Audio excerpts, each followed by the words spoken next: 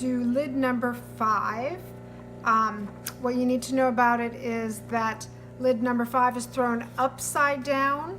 So this is it on the wheel head. This is how it will look when it's on your pot.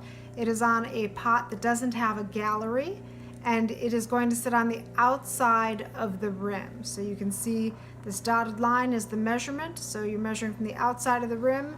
That needs to fit on the inside of the rim of the lid. So you will start by throwing your pot, and then you're going to take your calipers and take a measurement. Take your measurement right after you throw your pot and it's wet. My pot has already shrunk up a little bit, but this is my original measurement from before. We're going to mark it down on a piece of paper. And I've got that measurement here. And it's important that it's on paper because I now have to change the orientation of my calipers so that I can get the inside measurement.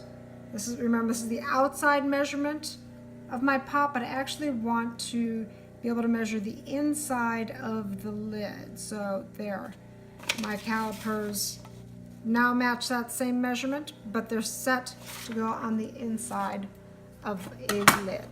All right, start with your clay, get it centered.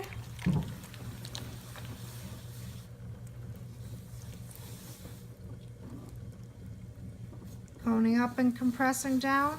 And how much clay you use is going to depend on the width of your pot. So from every pot it's going to be different. Once I have my clay somewhat centered, I'm going to drop it down lower, because basically all I'm doing is making a low, wide bowl. And I want to get this general measurement to get in the ballpark. Now the other thing with this lid is that it does depend on how deep you want to go with your lid. If you want it to be like that illustration that was somewhat shallow, or if you want it to be a deeper bowl. If you want a deeper bowl, you're going to have to use much more clay. Also, if you want to trim it without a handle, it can be somewhat shallow. If you want to trim right side up and trim so that there's already a handle attached to it, then you're going to have to include more clay on the bottom. So I normally drop my my clay down about 3/8 of an inch to a 1/2 inch away from the bottom of the wheel head. If you wanted to include a handle, you would just leave more clay on the bottom and you would trim that away. So I've just opened up a shallow bowl. I'm going to start pulling my walls up and out slightly.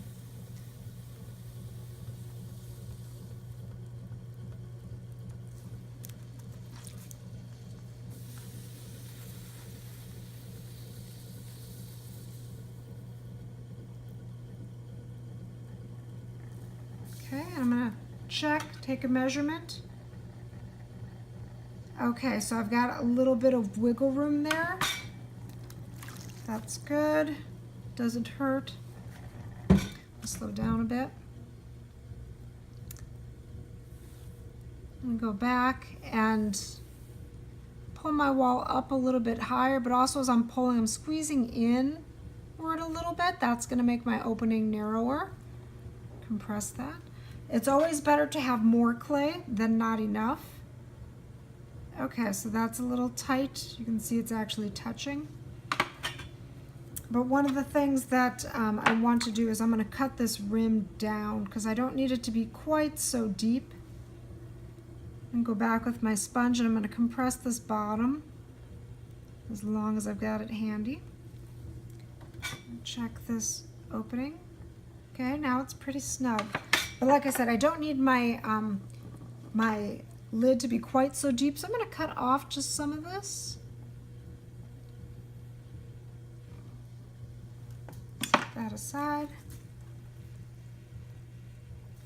Compress this rim.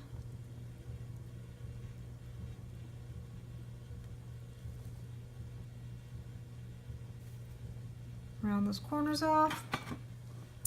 And let me check. Okay, so it fits over, and how far down do the calipers go? They go down about 1/4 inch before it starts to touch.